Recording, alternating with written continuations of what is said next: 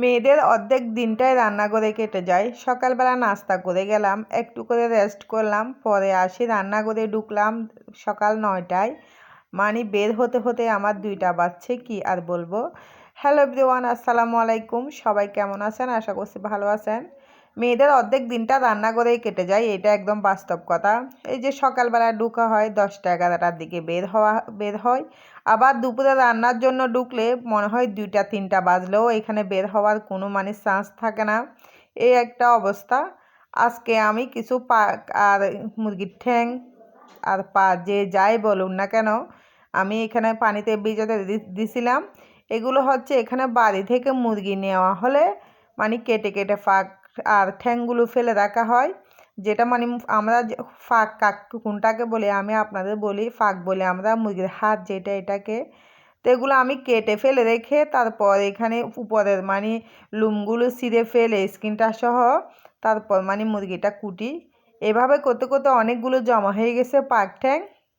এই পাক ঠ্যাংগুলো আমি আজকে বের করছি। আর আমিও মনে হয় একটু মাথা খারাপ হয়ে গেছে আমার, কারণ আজকে অনেকটা মানে শীত, বাইরে কোনো রৌদ্রও নাই, একদম মানে মেঘলা শৈত্যপ্রবাহ চলতেছে, এই একটা অবস্থা। আর আমি যে ফ্রিজের থেকে বরফ মানে জিনিস নিয়ে ভিজাতে দিছি, কাজ মানে আরও বেড়ে গেছে আমার, বুঝতেও পারি নাই। তো যাই হোক, এগুলো একটু ভিজছে, কিন্তু এগুলো আমি একটা মানে পাতিলে নিয়ে তারপরে এক পাশে রেখে দিলাম। আর এদিকে অনেকগুলো পাতিল বের হয়েছে, 2টা কুকার, তরকারির পাতিল, ভাতের পাতিল, কি বলবো মানে কাজের কোনো শেষ নাই। একটা ধোয়া হলে আরও একটা বের হচ্ছে, একটার পর একটা, মনে হয় পাতিলে বাচ্চা দেয়, এই একটা অবস্থা।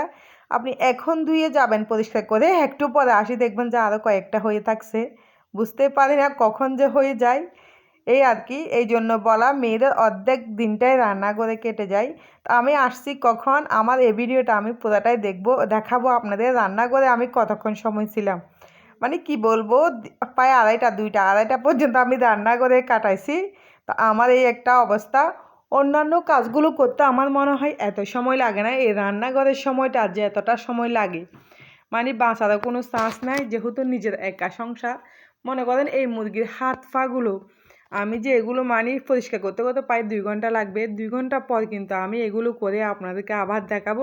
কিন্তু এটা আমি ভিডিওর মধ্যে একদমই মানে নিই নাই, মুরগির হাত পাগুলো পরিষ্কার মানে ভিডিওটা আমি আপনাদের এখানে টুকিটাকি মানে কাজটা মানে করতেছি, এগুলো শেয়ার করতেছি যে কতটা সময় লাগতেছে কি বলবো, মানে সময়ের কোনো ইয়ে নাই। যাই হোক, এখানে আমি কিছু চা গরম দিলাম, আমার মেয়ে চলে আসছে প্রাইভেটের থেকে, চা খাবে, ওর জন্য আমি চাগুলো গরম দিয়ে দিছি, এগুলো আগে থেকে বানানো চা। তো এগুলো রেখে আমি আগে চা গরম দিলাম, যেহেতু আমার মেয়ে সকাল 7:30টায় চলে গেছে, 7টায় বলতে পারেন। তো এই জন্য আসি তাড়াতাড়ি করে, মানে খিদা লাগে খাওয়ার জন্য, মানে বলে আম্মু আমাকে তাড়াতাড়ি খাবার দাও। তো মেয়েটার একটা অভ্যাস আছে, প্রাইভেটে যাওয়ার আগেও কিছু খেয়ে যায় না, এই একটা ওর বদ অভ্যাস।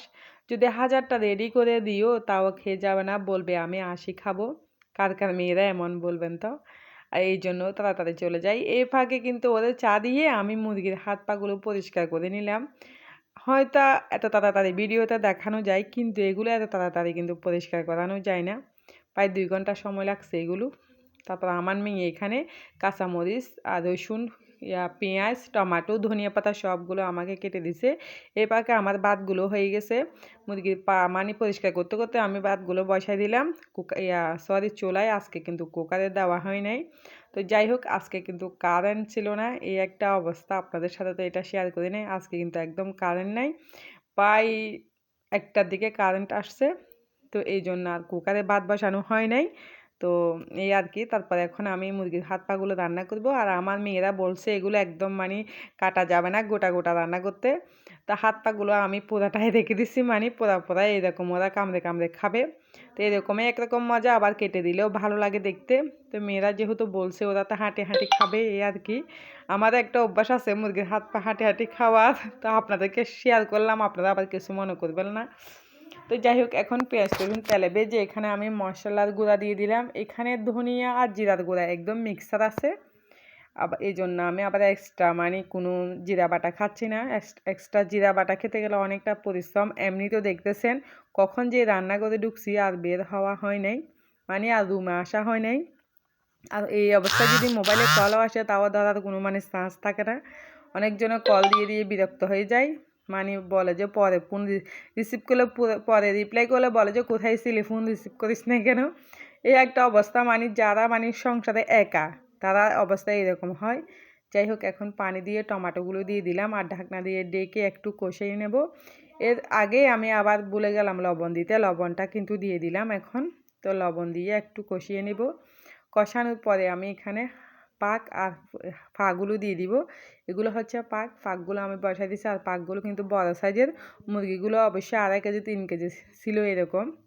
তো আমি এগুলো রেখে দিচ্ছি। আর হাত পা একরকম করে রান্না করলে মজা। এগুলো আমরা মাংসের সাথে কখনো দিই না, আলাদা করে দুইটা জমা করে আলাদা করে তারপরে রান্না করি। মানে আমার ঘরে আমার হাজব্যান্ড আর ছেলেমেয়েরা অনেকটা ব্যবহারিক এই মানে মুরগির হাত পা, ওরা খেতে কিন্তু খুব ভালোবাসে। সেই জন্য আমি এগুলো প্রায় সময় আলাদা করে রান্না করি। তো এখন একটু কষানোর জন্য দিলাম, কষানো হয়ে গেছে, একটু নাড়িয়ে চাড়িয়ে দিচ্ছি। জিনিসটা কিন্তু মানে ভালো লাগতেছে না দেখতে, যেহেতু এগুলো মানে এত লম্বা লম্বা, কিন্তু কেটে দিলে ভালো লাগতো। তো যাই হোক, দিয়ে যখন ফেলছি ছেলে মেয়েদের কথা মতে, তাহলে আর কিছু করার নাই। কষানো হয়ে গেছে, এখানে আমি পানি দিয়ে দিলাম। আর মেয়েদের এই মানে কাজটা কি বলবো, রান্নাঘরের কাজটা অনেকটা সময় যায়।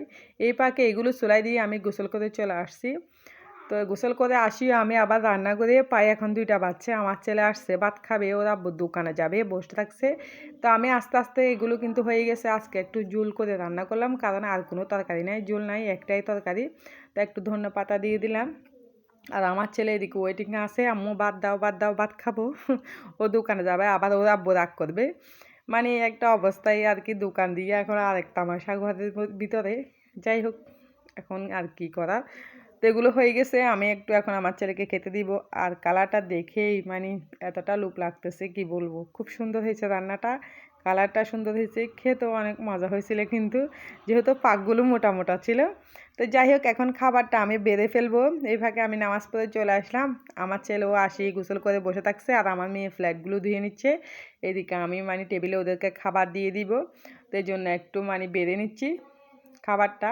এখানে আমি পাক আর হাতগুলো বেঁধে নিচ্ছি। আমার ছেলে খাবে, ও বলতেছে আম্মু আমাকে বেশি করে পা দিবা।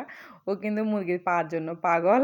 তো অনেক মানুষেরা লজ্জা মনে করে, এটা আসলে এটা লজ্জার কিছু না, এটা আমরা কিনে খাই ভাই, জমা করে করে একসাথে রান্না করে খাই। তো অনেক মজা এই আর কি। তো এখন আমার ওইগুলো বাড়া হয়ে গেছে তরকারিগুলো, এখন আমি এখানে ভাতগুলো বেড়ে নিব। তো এই আর কি, তারপরে এখানে আমি ভাতগুলো বেড়ে দিব। আর এই তরকারি কালারটা এতটা সুন্দর লাগতেছে। এই প্রায় 2টা 2:30 বাজছে আমি রান্নাঘর থেকে যাওয়ার পরে। এখন আমার ছেলে মেয়েদের ভাত দিয়ে আমি একটু রেস্ট করব, তারপর ফ্রি হব। আর আপনাদের ভাইয়া আসলে আমি খাবার খাবো। এই তো এদের টেবিলে খাবার দিয়ে দিছি। ওরা বলতেছে আম্মু তুমি তরকারি নিয়ে দাও, আমরা নিয়ে খাবো না, এই একটা অবস্থা। আমার মেয়ে মেজোটার আবার আম্মু একটু মানে ওরে আপ্যায়ন করে দিলে ও বেশি ভালোবাসে। তো এই আর কি, তোদেরকে আমি নিয়ে দিচ্ছি। তো আজকের ভিডিওটা কেমন লাগছে অবশ্যই কমেন্টস করবেন। আর এত ঘন্টা যে আমি যে আপনাদের 8-9 মিনিট প্রায় 9 মিনিট ভিডিও দিচ্ছি, এই 9 মিনিট ভিডিও আমি এখানে রান্না করে কাটাইছি কিন্তু না ভাই, আমি যে 9টা বাজে 10টা বাজে ঢুকছি, প্রায় 2টা 2:30 বাজে বের হয়েছি, এই একটা অবস্থা রান্নাঘরের অবস্থা। তো আজকের ভিডিওটা কেমন হয়েছে অবশ্যই কমেন্টস করে জানাবেন। ভালো লাগলে লাইক কমেন্ট শেয়ার করে দিবেন। আর আমার চ্যানেলটা সবাই সাবস্ক্রাইব করে দিবেন। আল্লাহ হাফেজ।